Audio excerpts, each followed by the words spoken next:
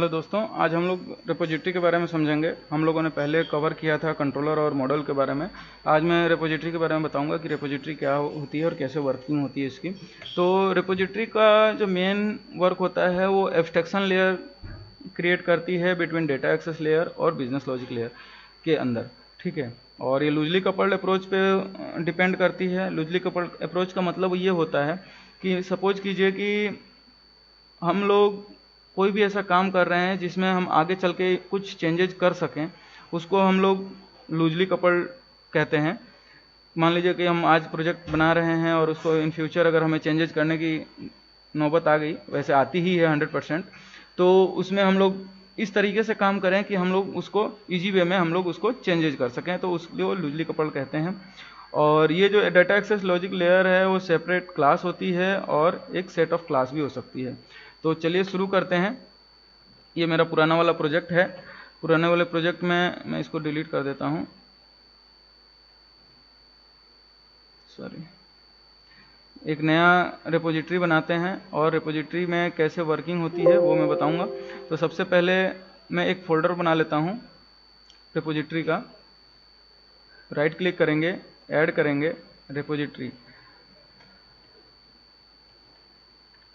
Repository repository के अंदर एक क्लास बनाएंगे। क्लास का नाम होगा बुक रिपोजिटरी।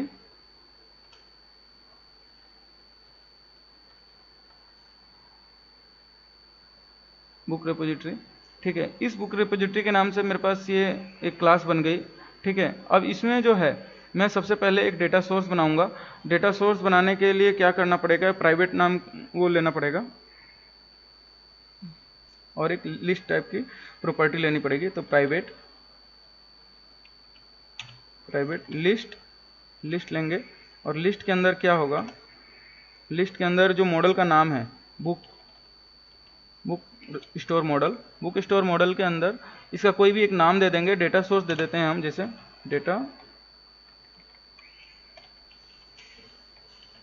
डेटा सोर्स, ठीक है। डेटा सोर्स के अंदर मैं इसको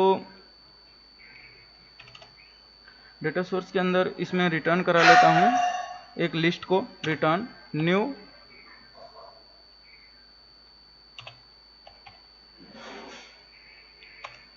लिस्ट, ठीक है। अब लिस्ट में मॉडल का नाम दे देंगे बुक, ठीक है।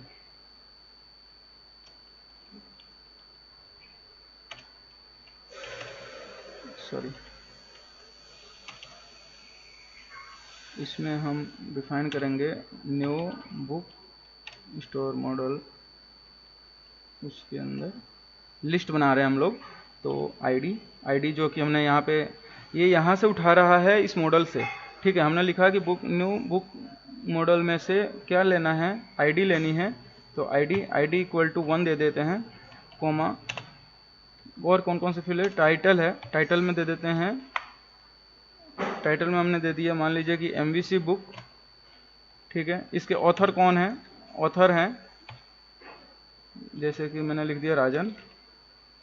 और यहाँ पे डिस्क्रिप्शन में दे दिया दिस इज MVC बुक, ठीक है दोस्तों। यहाँ पे कोमा लगाया, यहाँ पे इसी तरीके से 2-3 और हम लोग पैरामीटर, तो मैंने पहले से ही मैंने ये पैरामीटर्स बना रखे हैं, तो मैं इन्हीं को ऐड कर देता हूँ। ये ऐड कर दिया, ठीक है। और यहाँ पे हमने लगा दिया सेमीकोलन, ठीक है। ये मेरी एक तरह से ये डेटा सोर्स बन गया। अब इस डेटा सोर्स को मैं कॉल करूँगा, ठीक है। तो डेटा सोर्स को जब कॉल करना है तो उसके लिए क्या करना पड़ेगा, पब्लिक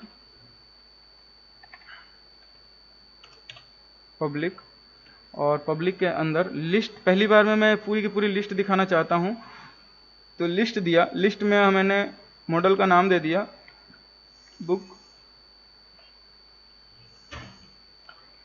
और इस लिस्ट का मेथड का नाम दे दिया। तो मैंने लिख दिया गेट बुक्स डिटेल बुक्स, ठीक है। गेट ऑल बुक्स कर देते हैं, गेट ऑल बुक्स, ठीक है। इसमें और रिटर्न करा देते हैं, रिटर्न में क्या कर देंगे, ये डेटा सोर्स को हम रिटर्न करा देंगे।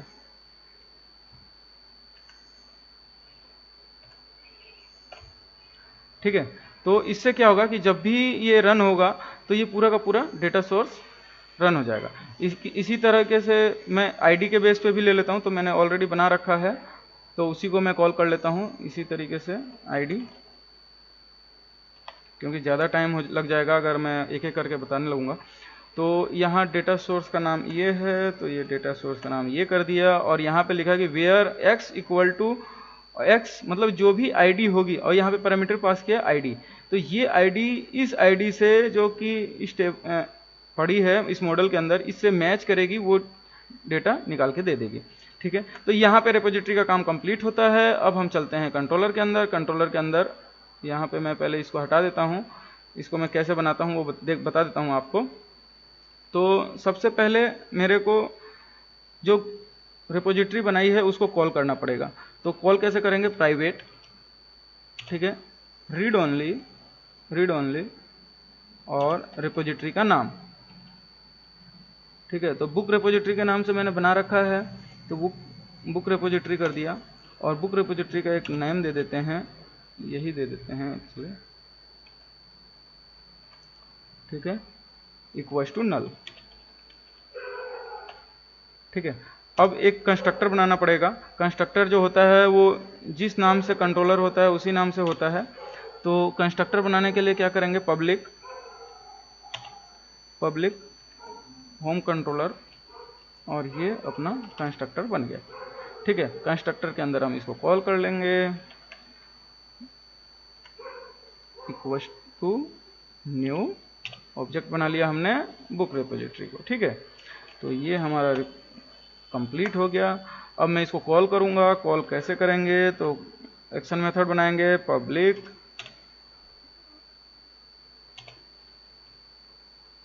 हम सबसे पहले लिस्ट को कॉल करेंगे। तो लिस्ट के लिए क्या करेंगे? लिस्ट के अंदर जो है हमारी जो मॉडल का नाम है वो पास करेंगे। तो बुक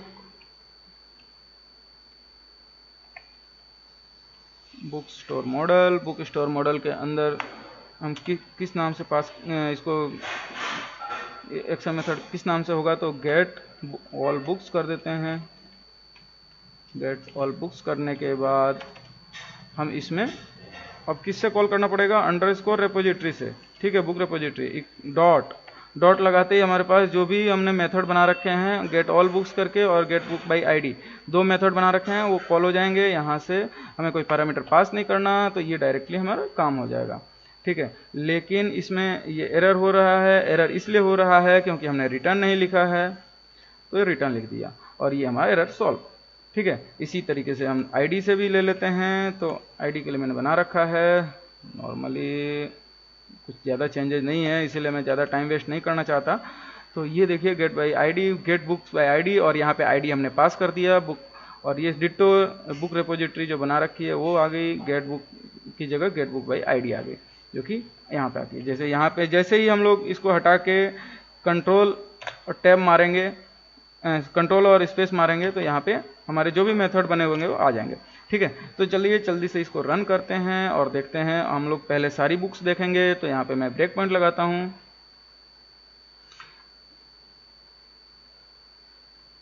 ठीक है, ये ब्रेक पॉइंट लग गया, इसको हम रन कर दिए।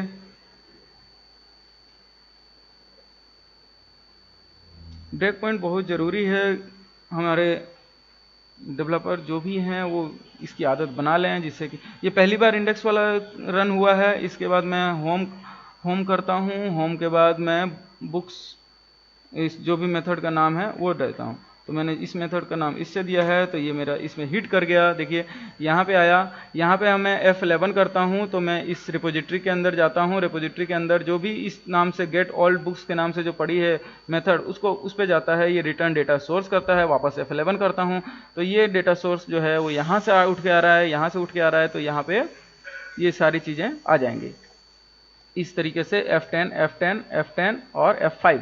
तो ये देखिए मेरे सामने सारे डिटेल आ गई है, सारी बुक्स की डिटेल आ गई है, कौन कौन सी बुक्स है, वन इसका भी वन, इसका भी ओके। यहाँ पे गलती कर दिया है, यहाँ पे हम सबकी आईडी एक ही रख दी है, तो इस वजह से ये मेरा इशू करेगा आगे चल के, इसीलिए मैं यहाँ पे आईडी सबकी चेंज कर देता हूँ। यहाँ पे गया, यहाँ पे रिपोजिटरी में गया, यहाँ पे बुक आईडी कर दिया 2, यहाँ कर दी 3, यहाँ कर दिया 4। ठीक है दोस्तों, अब मैं आईडी के बेस पे सर्च करके बता देता हूँ कि आईडी के बेस पे अगर हम सर्च करेंगे तो कैसे करेंगे। तो सबसे पहले मैं यहाँ पे लिखता हूँ होम के अंदर बुक बाय आईडी, ये आईडी पास कर दी। 1 नंबर की आईडी पे अपने पढ़ा है कि 1 नंबर बुक पे टाइटल एमवीसी है, ऑथ नवराजन है। इसी तरह आईडी नंबर हम 2 करते हैं, तो 2 पे पढ़ा है .NET कोर, ऑथर है सुरेश, और description this is the .NET core book. तो इस तरीके से एक रिपोजिटरी के थ्रू हम लोगों ने डेटा को गेट कर लिया है। तो आगे और हम लोग इसको डेटाबेस से हम लोग डेटा गेट करेंगे। ये तो अभी मैंने एक लिस्ट बना के उसको डेटा गेट कर दिया है। तो थैंक यू सो मच। आज का वीडियो थोड़ा सा लंबा हो गया, लेकिन होपफुली बहुत कुछ सीखने को मिला होगा।